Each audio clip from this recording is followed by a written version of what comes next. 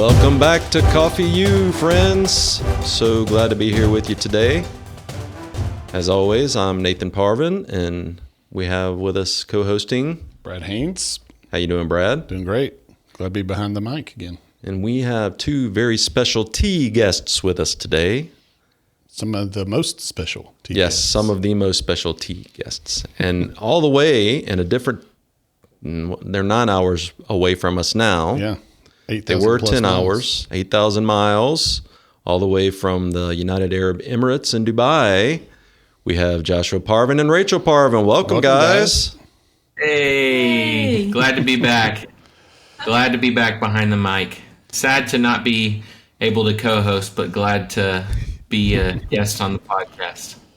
Yeah, That's as you right. know, these two guys helped us out, get CoffeeU started. Josh, of course, was regular on the show, and Rachel was our original producer. So CoffeeU doesn't Right. exist without them. So That's right. good Thank to you have all guys. back. Yep. We're glad to have you on here. I wish you could be on it every time, but they I know. Yeah, but that's okay. We'll have you on when we can. That's right. It's a little difficult to coordinate sometimes with a 9-hour time difference. You know, 8 p.m. our time is like 11, 12 y'all's time. Yeah. Yeah. Yeah, it's a little bit after 11 right now, so maybe a little bit after 8 for you guys in the evening. Yeah.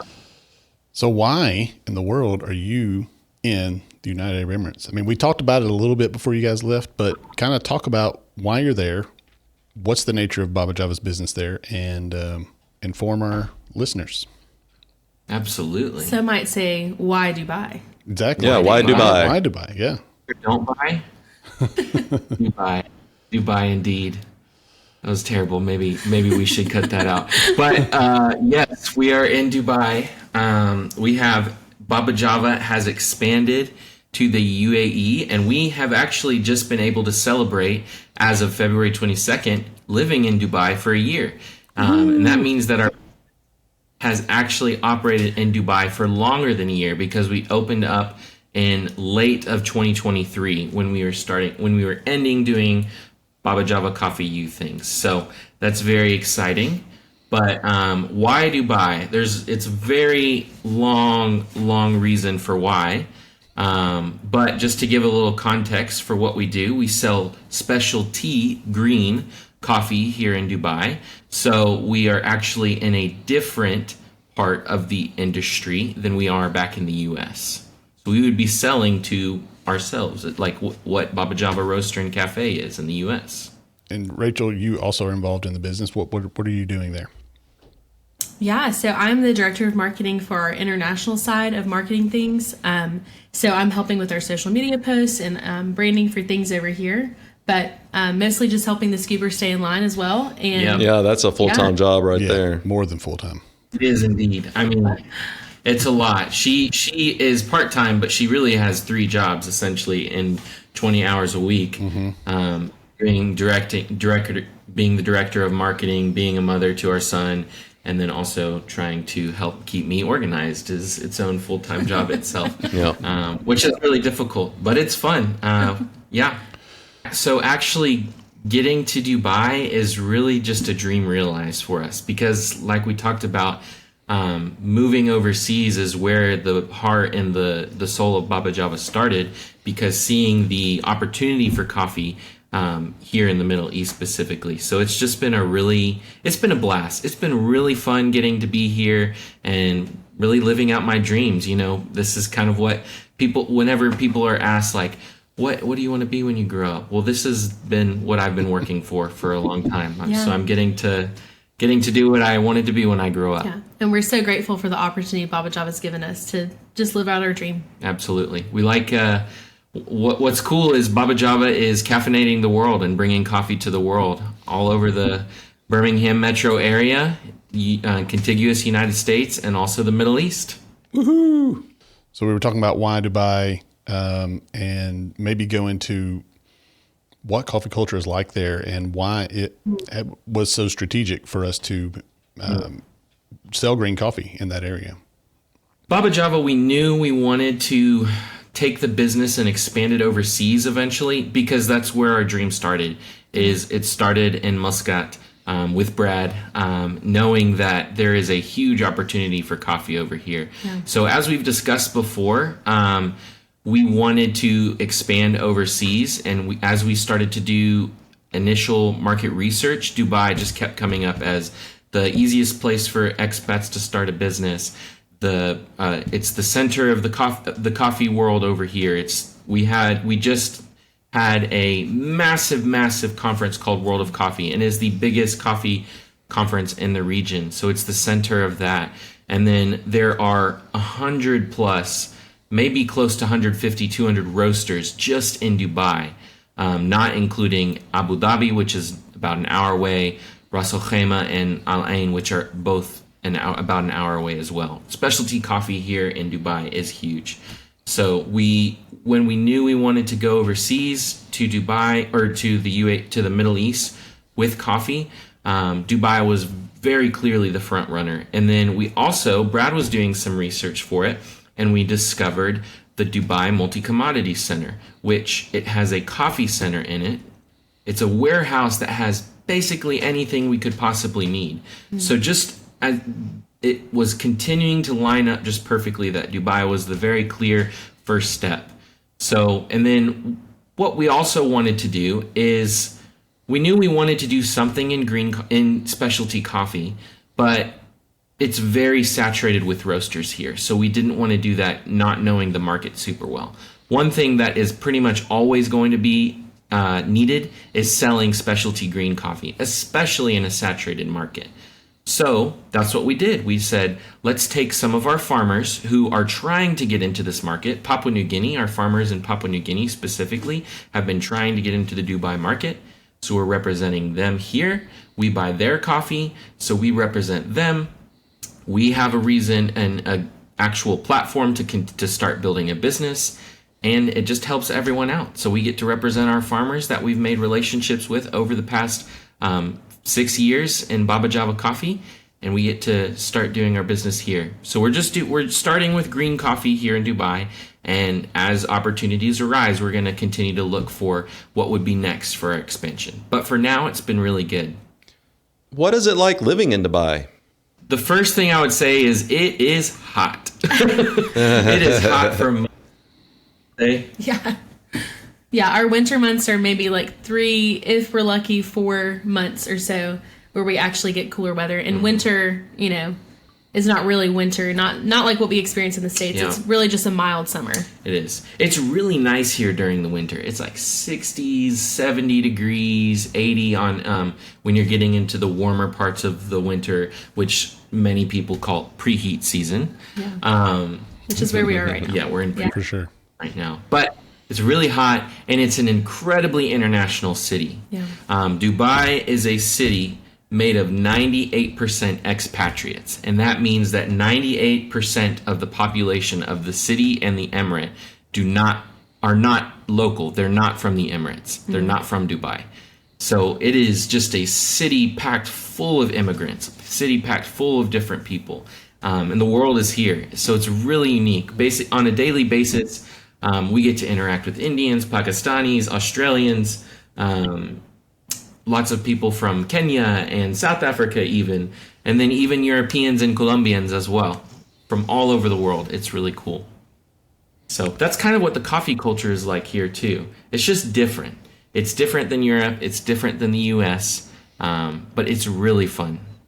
So talk a little bit about that, like, because it's so international, how is, for example, like cafe culture, how is that different than here in the States? Yeah, cafe culture is really, it's really different because in the U.S. it's all about the rush. Yeah. It's more of a transient coffee culture in the U.S. Here it's not that. It's very much about let's sit down. Let's have a long chat over a cup of coffee. And it's about the experience of drinking that cup of coffee and really getting the flavor profiles and sitting and chatting and having the side dish or the whatever else to drink with it. Yes. Typically, if you're going to cafe here, you're not going for a short time. You're not just going in to pick up a cup of coffee. It's more of a let's sit. Yeah. Let's be relational. It's very relational. It's not individualistic. So there's not a lot of you'll see people working because there are a lot of Westerners here, and there's some of that a little bit. But most of the time, it's really just a luxury experience where you sit with a friend. You don't care about the money or how much things cost. You're just trying to treat them and spend time with them. That's really how cafe culture specifically is. Brad and I have both been and experienced that coffee culture, and you're right, it's a lot different. So the one that we learned a lot from, so we're going to take some of those things that we learned and implement them to be a little bit different here in the U.S. because we want more of that. Yeah, the U.S. is always going to be a rush, microwave society type thing, but we want to implement some of those things that set us apart. So when we went to Coterra. Correct. Which is your biggest customer, right, Josh? That's right. That's one of our biggest customers and probably our favorite cafe. Yeah, for sure. So the baristas, now this is different. This is different than how it is here. We really can't do it here. But the baristas have these nice, like, uniforms is really what they are. They have these nice white starch shirts with the aprons. Everything's branded and nice. When they served with the pour over, we got pour overs. Josh and I shared these. It was almost like a flight. We got different types of pour. It was like a flight 60, yeah. And so it was on this really nice tray. There was a card that told about the origin of the coffee, and then they had like a little biscuit with it. It was just a really nice presentation, really nice experience, and we wanted to kind of bring some of that stuff with us also. The relational aspect of the cafe is, I mean, that's part of Arab culture in general. Right. And it's what we try to bring to Baba Java here in the States for sure. But there's even more that we could do to try to develop that even more. So absolutely. Because you can cater to everyone coming in the cafe, and like there's always things we can improve. One thing we like to try and bring from the U.S. culture, business culture, and the U.S. side of things is we like to be timely. The culture here is just not a very timely culture. So we try to respect and honor anyone by being on time and not trying to rush and maintaining the relational side. So not back-to-back meetings or back-to-back whatever, but also just being on time. So that's kind of one aspect of how we bring U.S. Values from business here, and then how we would bring UAE or Middle Eastern values from coffee culture there. So, yeah, speaking of time, that's a great difference between how you do business is done here and there. Can you think of some other differences between doing business in that part of the world versus here in the States? Absolutely. So, I mean, the first thing I would say is the market and what people want is just so different here. Mm-hmm. For specialty coffee specifically, it's fruity. I want everything that is acidic and crazy and explosion, like fruit explosion in my mouth. That's just the kind of coffee that everybody wants here. So there's a lot of co-fermentation. There's a lot of extended anaerobic fermentation. There's a lot of weird things here. Like one of the Saudi coffee companies that I met with recently, they are trying to create their own processing method, which is basically like a really, really, really long anaerobic extended fermentation because they're trying to bring out as much acidity and fruitiness as possible. So it's quite a lot. It's like drinking a dessert wine every single day. You can't do that kind of thing. It's just very rich. I really enjoy it. It's just not something I want to do all the time. So it's very interesting. So in the U.S., it's more of like bolder, even more balanced coffee. You know, people enjoy the fruity stuff, but they also enjoy the bolder, chocolatey, nutty stuff. So that's just one example of the market being different. In terms of business being different, my main form of business and communication is WhatsApp. So that's so different for sure. So different. My clients, they want me to send them invoices on WhatsApp. They want me to voice message them on WhatsApp for anything. That everything is on WhatsApp. Most of the logistics I deal with is still via email, but typically it'll be both. It'll be WhatsApp and email, and even sometimes a phone call. So that's probably the biggest thing that's different to me is just different more casual forms of communication. And Rachel, for you, being the director of marketing in the Emirates, I'm assuming social media is very different there as well. How are you trying to come across and make our social media relevant to the population there in the Emirates?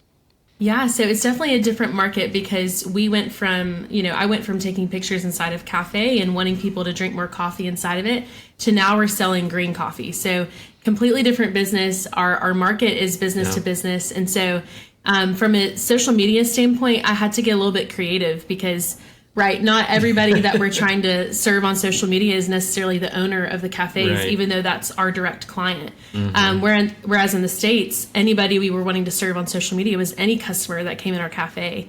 And so we started to learn to do things a little bit differently and realized what the population wants, what those customers want going into Coterra or going into some of our clients' coffee shops.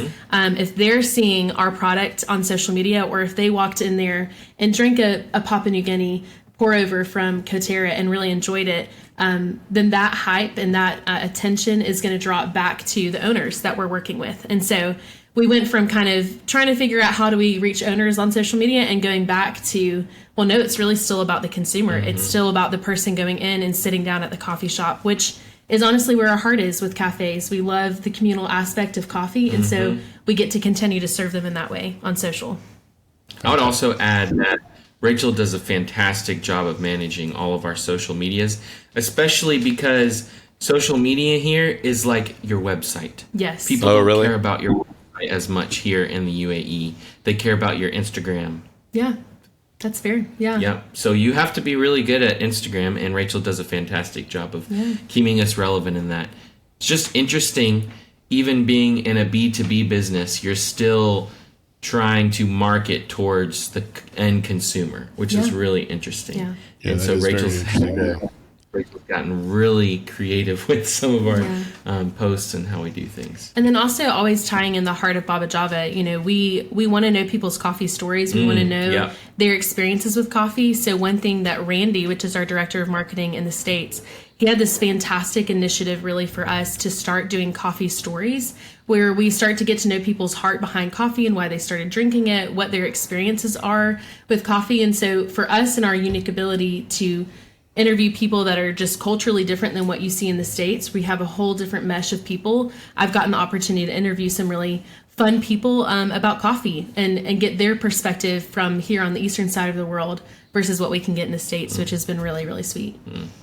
That's really cool. Thanks Rachel, so much. which social media platforms do you utilize? Yeah, we're on Instagram, we're on Facebook, we're also on LinkedIn. So for more of our B2B customers, they can reach out to us there.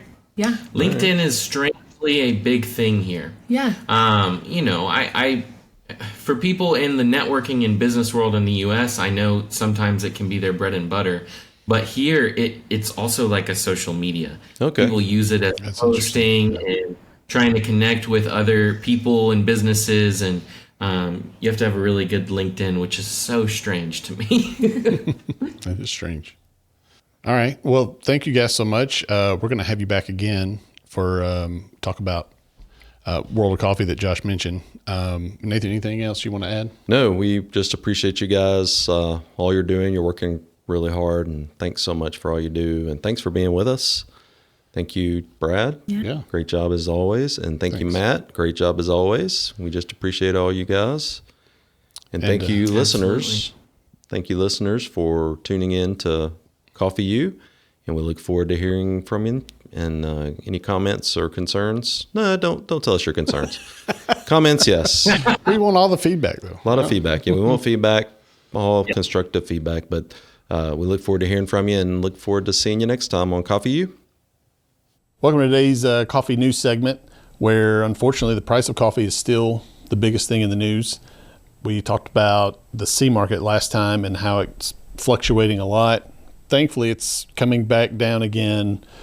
Today it's 372, which is better than 430, but it's still quite high. And now we have tariffs now on a lot of coffee growing countries, which are going to drive prices up. So current administration has imposed tariffs across the board on most of the countries that grow coffee. The biggest one being from Vietnam, which is the largest Robusta producer, which already had an issue or continuing to have an issue with drought, but now a 46% tariff on coffees coming out of Vietnam, and mostly are Robustas. So that will be a big strain on companies who buy Robusta, which is not us, so that doesn't affect us directly, but there will be a trickle effect down the chain. So for coffees, we do get, as everyone knows, we do get a China grown in the Yunnan province. There's a 34% tariff on stuff coming out of China now. So it doesn't affect our current coffee, but if we do buy next year's harvest, that will affect us considerably. So again, if you see rising prices in your local cafe, you know why, because coffee prices are going up for many reasons, and now we have these tariffs which are affecting it too. So that's your coffee news of the day, and hope you have a great day. Hey, this is the Baba Beat for today. We're talking about all things new at Baba Java. One of those is not necessarily a new coffee. Those of you who go into our cafes who really like our espresso, we have now made that its own product. It is called the Bluff.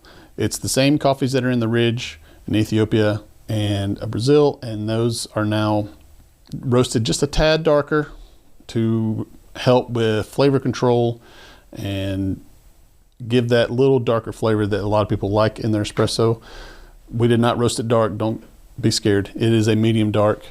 And for you roasting nerds, that means it roasted at a 22% development, whereas our current Ridge that you buy on the shelf is roasted at an 18%. So just a tad darker. It holds that flavor profile a little longer and is great on espresso.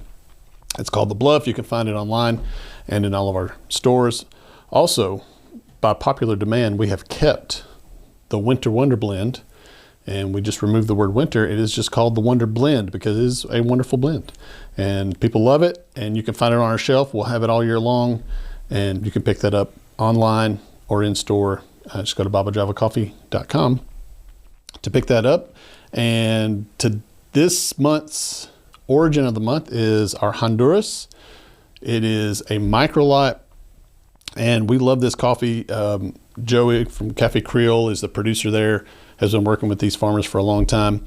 This is a female-owned farm, and Dolce Marlin is the lady's name who runs it. And the farm is called 18 Rabbits, and they have been placed in the top 10 in the Honduras Cup of Excellence for many years. And it's one of my favorite coffees. Flavor notes of cherries, blackberry, and dates. It is an anaerobic natural. So we've talked about anaerobic processing before, but essentially it's like a honey process, but they put it in a barrel or bags to keep the oxygen out, and it lets it really, really soak in the flavor of the cherries. So go pick that up. In our shop, that means it's a $3 pour over. Typically a $6 pour over. You can get it for half off for this month. Grab it as a pour over, or you can get a bag online or in store, and I think you'll enjoy it. So that is the Baba Beat.